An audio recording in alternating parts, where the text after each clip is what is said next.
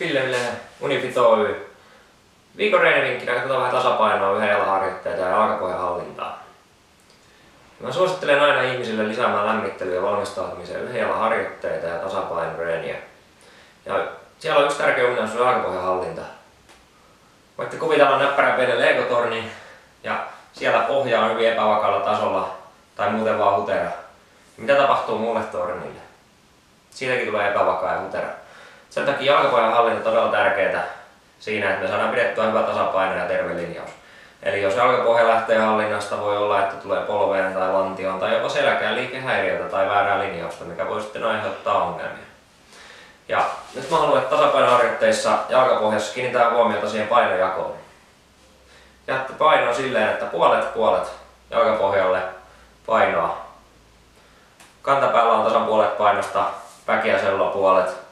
Ja jaatte sen tasaisesti tästä puoliksi vielä iso varpaalle, pikku varpaan puolelle päkiälle.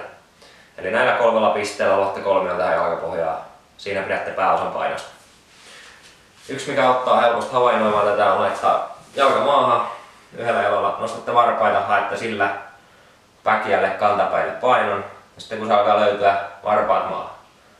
Tällöin paino menee oikeaan paikkaan eikä mene esimerkiksi varpaille. Eli luotte 3 jalkapohjaa.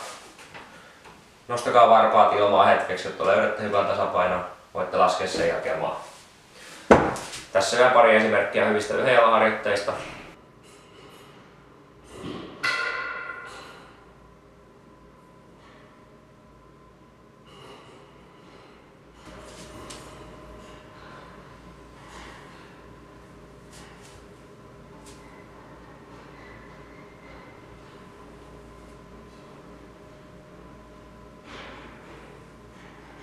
Kattokaa YouTubesta muitakin viikon reenivinkkejä.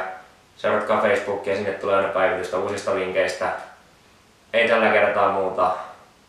Ensi viikkoja kohti elämän kuntoon.